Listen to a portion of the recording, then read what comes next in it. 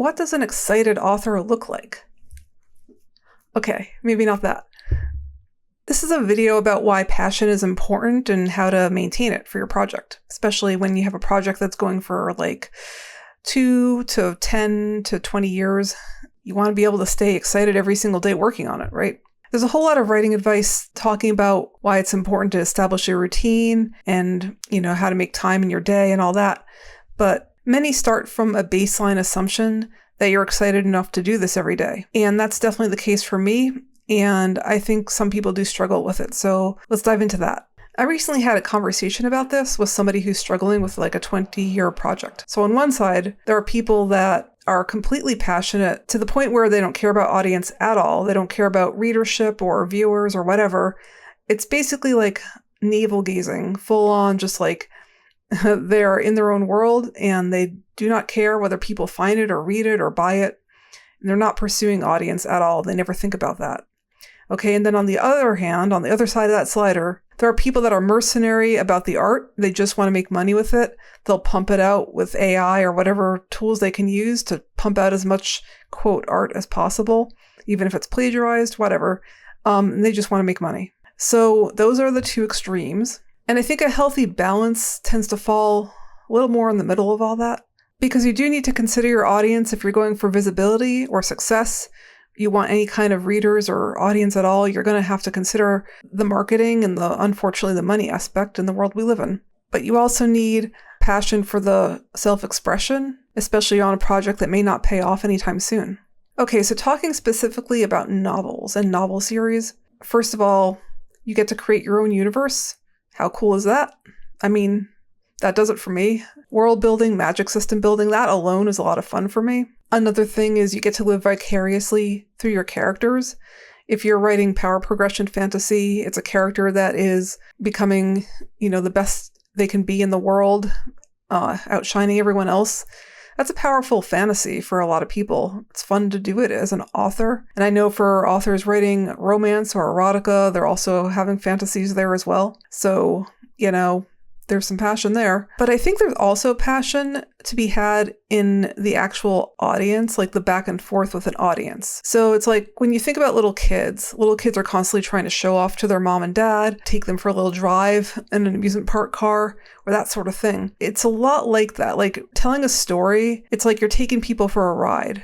You're showing off what you made and you're taking them on an adventure or a journey. They're experiencing all the crazy stuff that's happening in your mind. That's incredible. I think it's important to keep in mind that this isn't malicious manipulation or like trying to scam people. It's more like you're sharing what makes you excited with somebody. It's like talking to a friend. But you also want mastery and control over your art. So in other words, you don't want them to scream at something that was supposed to be funny or laugh at something that was supposed to be scary. There's a whole element of mastery going in there. And if you can make people have the emotions, like take them on the ride and present it in the way you want to, I think that's one of the most fulfilling things in the world. I can't think of anything that's more exciting and more fun than that. And not only are you entertaining people in a moment, I think with a really great novel or a really great novel series, you can affect somebody for the rest of their lives. Like if you think about the best books you've ever read, that's the kind of thing that you'll remember for years to come. It might saturate multiple parts of your life. I'm a big fan of the Wheel of Time series. That fandom is kind of how I met my husband. We bonded over that. So what a cool thing, like something that affected my life to that degree. And it all came from the imagination of an author. I think my work has affected a few people like that, I hope.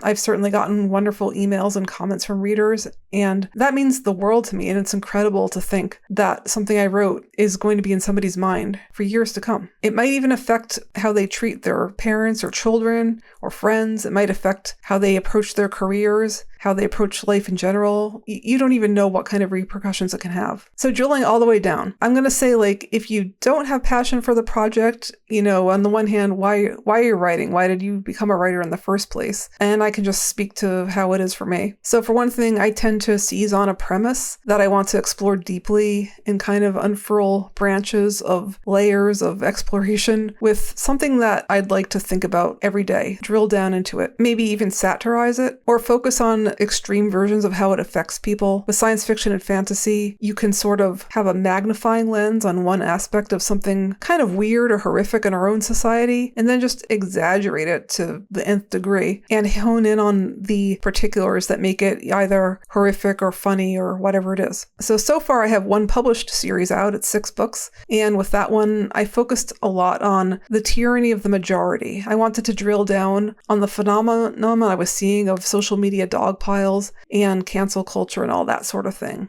I wanted to really dig in and see, why is that bothering so many people? Why is that going to be an increasingly part of the future with the internet? How will that really affect people if everyone can vote on everything, and if secrecy is hard to come by and so forth? How is that going to affect freedom and people? And so I drilled down on that in that series. And in my new series, I'm drilling down into kind of socioeconomic collapse, empire building, and the phenomenon of unaccountability in sort of corporate situations or large scale. I've got magitech bureaucracy going on in my series. I don't want to use the term late stage capitalism because I think that's overused and it's not entirely accurate to everything, but whatever phenomenon you want to call the sort of corporate turmoil that a lot of people are feeling, I wanted to go into that in my new series. And so there's a lot to explore there. But of course, for me, I'm entertaining people. I'm not just beating a drum or writing a nonfiction book here. So I'm spending time with characters I truly love and admire and respect, and I want to grow with them. And for me, the big draw is interpersonal dynamics. So rising power dynamics, just characters learning, growing, and changing. And there's a lot of craziness and relationship stuff to explore. And by relationship stuff, I don't just mean love or romance. I don't tend to do romance novels at all. I'm talking about like friendship, father-son relationships, that sort of thing. I really enjoy diving into relationships in all their forms. And then the third layer to all of this is it's in a world, in a universe that I get total mastery over. I get to control it and build it. And every single part of that universe is bent towards bringing those characters and that theme to the forefront and presenting it to the reader in a way that makes them excited to read more. I've been accused of ending every chapter on a cliffhanger.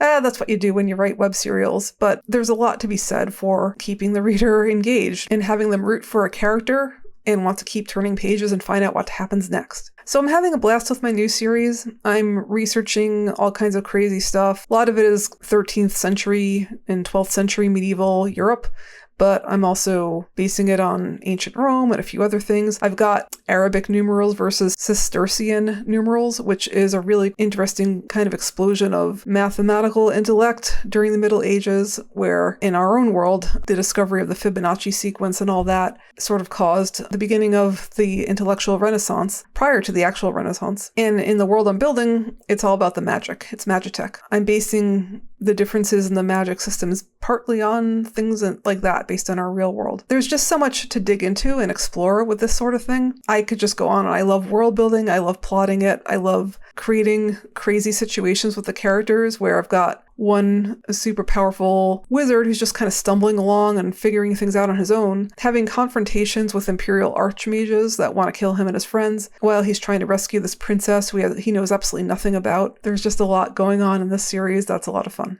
My first series, the published one as well, I just had so much fun. Like, wow. I mean, that was like a clash between telepathic super geniuses with minions and kamikaze slaves and galactic armadas. And that's sort of the backdrop of the whole series, but there was so much more to it. And at the center of it all were a few characters from Earth trying to figure out how to get along in this crazy universe I'd created and seize control of the latent powers they have, as opposed to letting the megacosm, which is... My poster there kind of shows one of the big epic battles. We're talking like manipulation of galactic forces here. You got super geniuses creating black holes so they can destroy parts of the galaxy and all kinds of crazy things going on there. As well as some extreme character contrast. I have a brain and brawn character in that series where kind of like a Titan gladiator and a super genius. And they don't trust each other at first, and they learn to rely on each other. And then they've got similar enemies on the other side of that conflict. There was just so much room for drama. So, okay, drama in real life is no fun, but when you get to write about it and share it with people, people see it resonating with things in their own lives, their own families, and that sort of thing. And they're like, oh, wow, that reminds me of my evil stepfather or whatever it is. It gets people. and it's so much fun. So I hope you found that enjoyable and dig into that sort of thing with your own writing.